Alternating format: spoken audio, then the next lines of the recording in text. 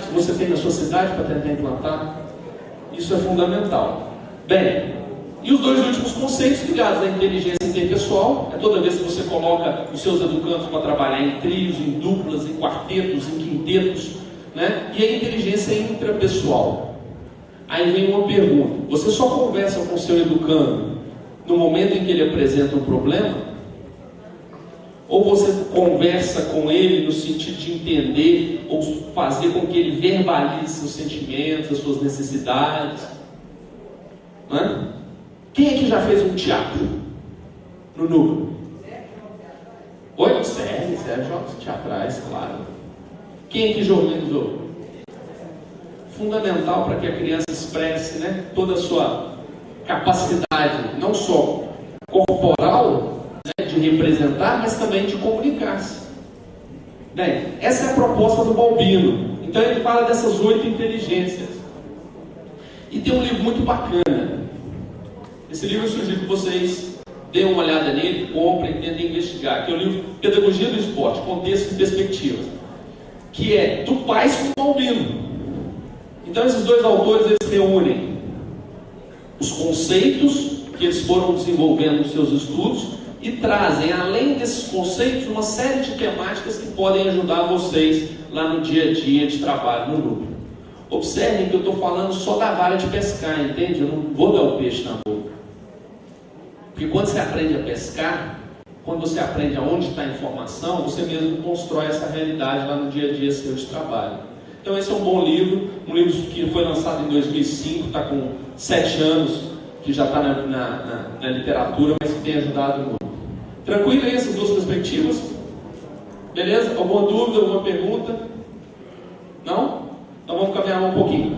Eu vou falar agora do Alcides Scaglia, que é uma perspectiva. Ele fez a tese dele de doutorado no futebol. O Alcides é um crítico ferrenho ao futebol, a forma como o futebol é trabalhado no Brasil. E aí ele, no doutoramento dele, ele estudou um pouco essa questão lúdica do esporte, né, do futebol, dos jogos, das brincadeiras. E ele apresenta um olhar crítico sobre a formação do cidadão a partir do esporte. E por que ele foi estudar no futebol? Porque a maioria das crianças, quando você chegou no núcleo, o que eles querem jogar? Futebol. Futsal lá, né? Ou seja, um jogo pedálico, né? E eu sei que vocês enfrentam muitos problemas quando vocês propõem outras atividades. E elas, não é possível. Não é isso? Então o Alcides foi estudar um pouco essa questão, né? E ele entende que o educador tem que ser uma pessoa comprometida com os valores humanísticos. O que significa isso? Nós temos que entender, nós estamos ali formando uma nova geração de futuros brasileiros. Por isso que eu falo que o papel de vocês é muito mais importante do que o meu. Mas muito mais importante do que o meu.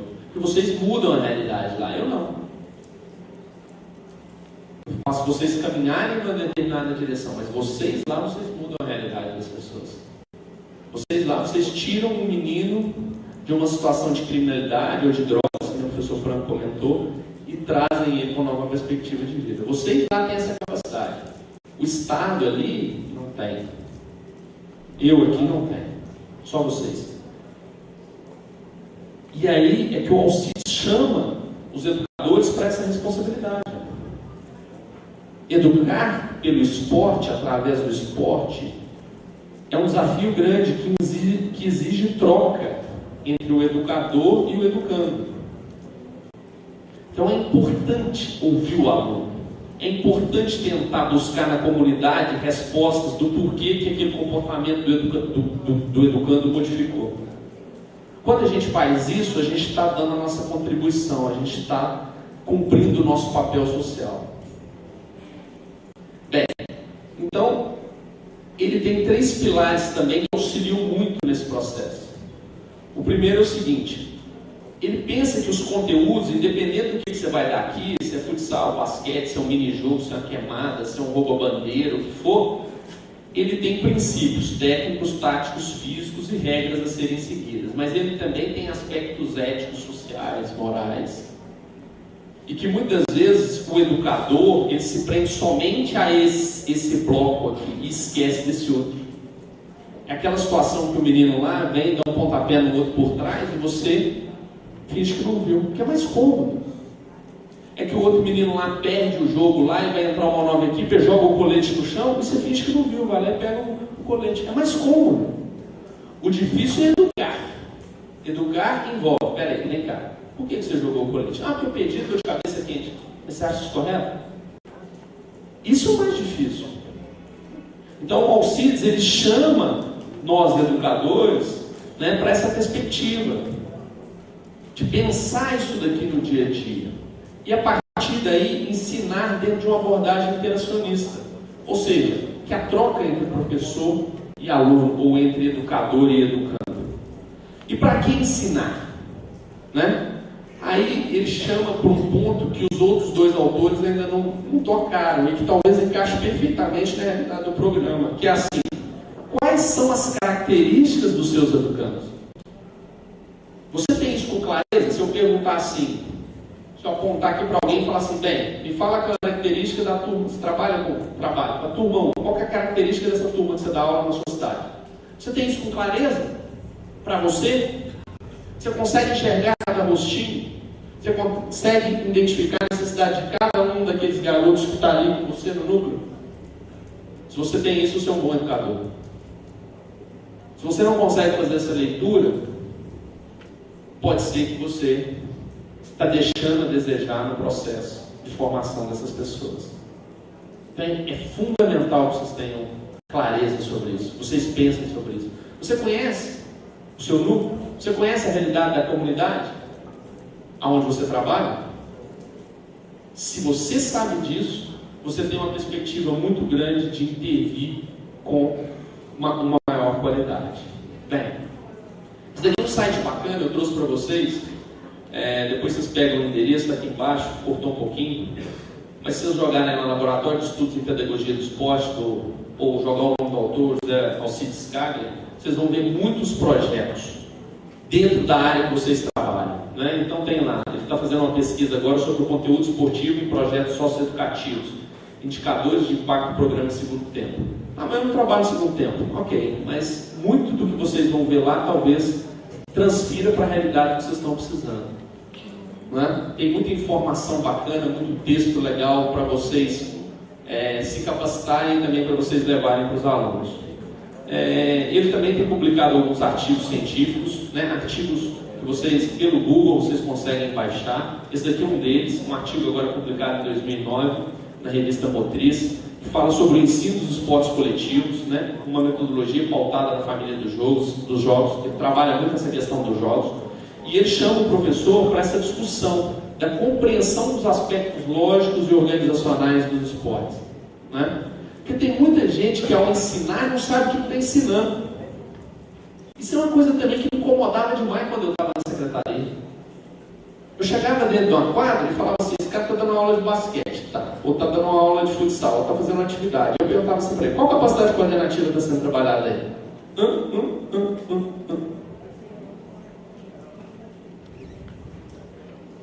Então, como você faz algo, você não sabe para que serve? É a mesma coisa de ser do médico. Chegava e falava, doutor, estou com um problema assim, assado. Ele fala assim, toma esse remédio. Esse remédio me cura? Esse remédio vai me ajudar a resolver meu problema? Não sei, toma ele. Poxa, precisamos de ter compromisso com essa questão do conteúdo, com o que a gente ensina, da forma como a gente corrige. Ah, mas eu não domino tudo. Não tem problema. É só investir, ler. Só buscar essa informação, só trocar experiência. Mas a gente precisa de ter isso claro, né? Que o jogo é uma ferramenta pedagógica na formação. Que eu uso uma frase que é o seguinte, se você não sabe para onde você quer ir, qualquer caminho que você pegar está certo. Se você não sabe o que você quer desenvolver na criança, qualquer exercício que você der, é isso mesmo. É tempo livre, é recreação, não é educação. Existe uma diferença entre recreação e educação. Então, às vezes, eu dentro da universidade, dentro da UFMG, eu faço os alunos refletirem um pouco sobre essas questões, sabe?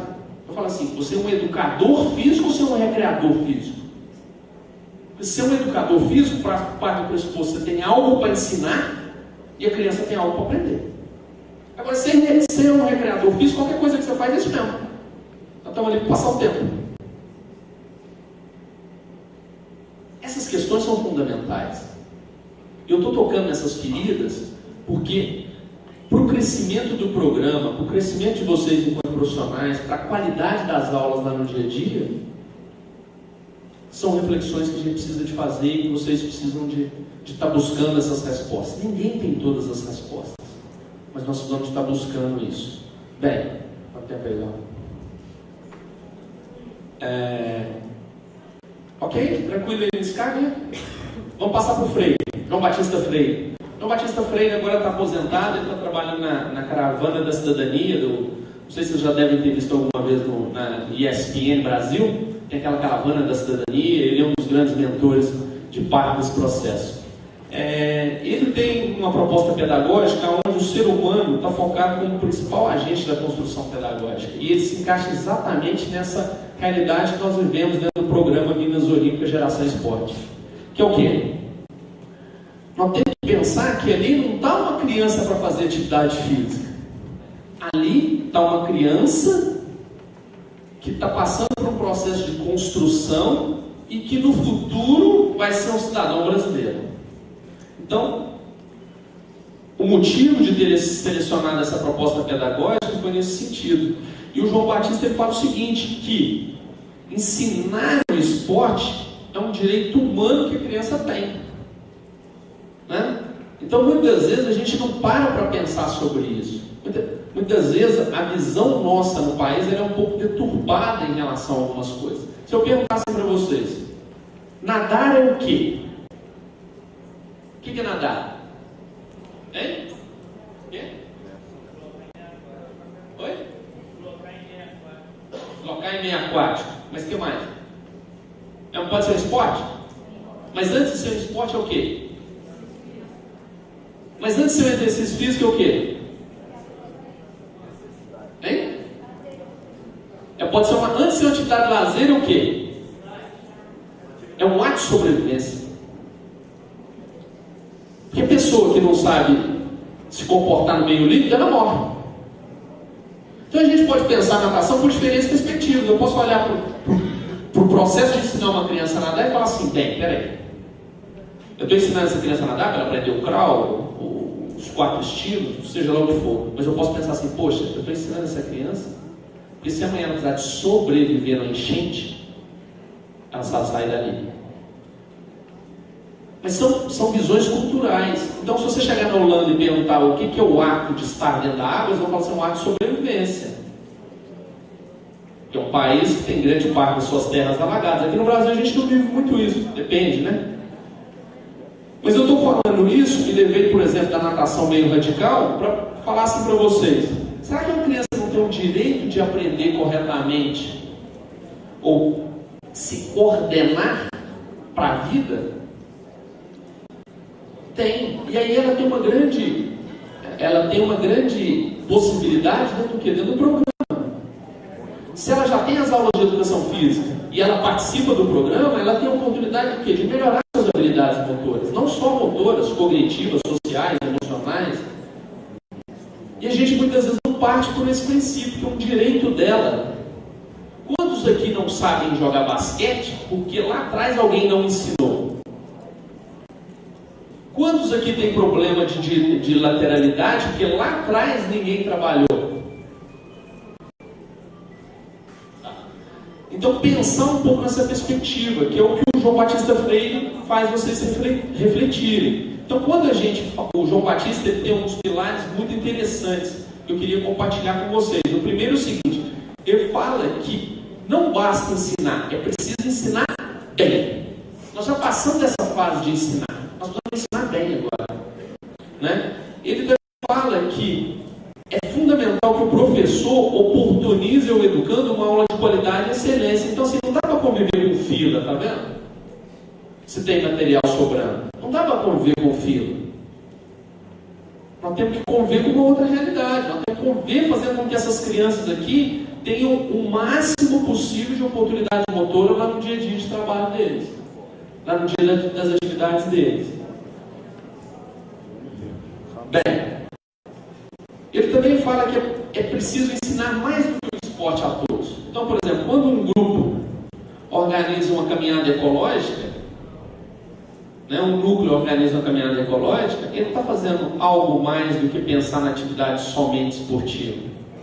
E muitas vezes esse passeio aqui ele vai marcar muito mais a vida desse educando do que um ano dele dentro do grupo. Pensar nessas perspectivas é fundamental.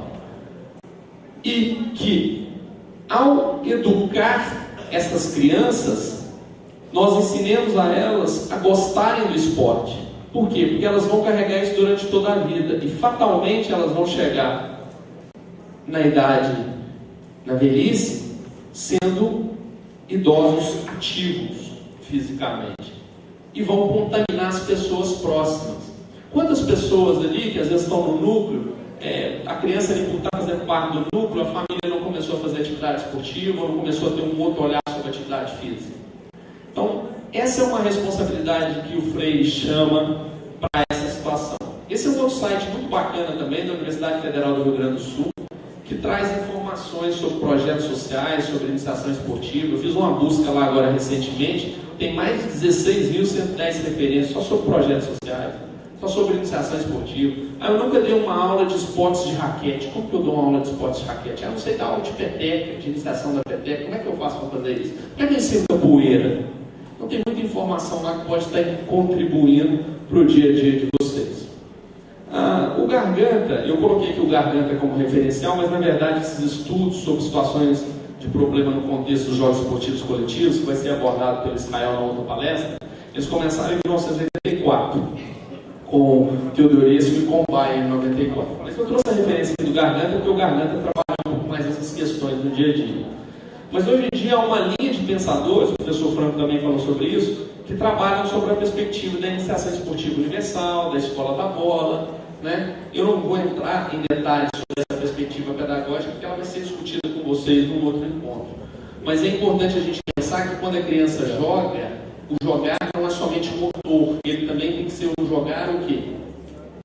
Cognitivo, afetivo, social. É fundamental que a gente entenda isso. Bem, ele fala sobre essas fases de aprendizado. Eu tenho certeza que vocês vivenciam isso lá no núcleo, quando vocês trazem uma atividade nova para os meninos. Então ele divide em 4 fases. Ele fala o seguinte, que muitas vezes se apresenta uma atividade com a criança, no primeiro momento, você está ensinando uma brincadeira nova, ou um exercício novo, e ele denomina isso de jogo anárquico, né? A criança ela passa por um momento onde ela tem grande dificuldade de entender como que o jogo funciona. Então ele fala assim, quando o jogo é anárquico, é sinal que a criança ainda está se adaptando a essas questões. Você, enquanto educador, você tem que perceber isso. Você tem que perceber que aquela atividade que você está propondo, lembra lá do 1 contra 1, que eu falei, chama o número, 4 mais 4, 8, sai 8 de um lado, outro do 8, joga. Que pode ser que as crianças ali não estejam entendendo o jogo. Então elas passam por um momento anárquico. Depois elas passam por um momento de jogo descentralizado, onde elas já compreendem alguma coisa, mas ainda não conseguem fazer de forma correta. Né? Então, se vocês pensarem na aula de vocês vão ver que isso o tempo inteiro acontece. Tem exercício que você propõe que encaixa ali na perspectiva anárquica, tem exercício que cai dentro de uma perspectiva de jogo descentralizado, e à medida que as crianças vão se familiarizando com aquelas atividades, elas vão entrando em outras fases, que é o que o Garganta chama de jogo estruturado. É quando ele começa a entender as demandas e as estratégias táticas. Então eu começo a entender que está jogando eu e o Franco de preto contra o Léo, e nós temos que acertar aquela cortina ali, e eu estou com a bola aqui, e o Léo vem na minha direção, é melhor passar para o Franco, porque o Franco está melhor posicionado e vai acertar a cortina. Então, esse momento aqui é onde a criança começa a desenvolver a inteligência do jogo, para logo em seguida desenvolver o que a gente chama de jogo elaborado, ou seja, ela automatiza esse processo, e ao automatizar esse processo, ela tem uma mudança, que é a mudança gestual. Então agora, o Franco está com a bola, eu já aproximo do Franco para receber o passe. Então eu já começo a dar demonstrações motoras de como resolver aquela situação. No dia a dia lá dos núcleos, pedagogicamente, quando você propõe um exercício, você vai ver que ele se encaixa dentro dessas 4 perspectivas. Eles já entendem, já jogam queimada pelo jogo elaborado, quando você faz a queimada lá, já sabe? Ou ele ainda está lá na fase anárquica? ou ele está nessas fases intermediárias, ou do jogo estruturado, ou do processo de descentralização. Bem, tem um artigo também muito interessante, vocês podem baixar ele pela internet, que trata um pouco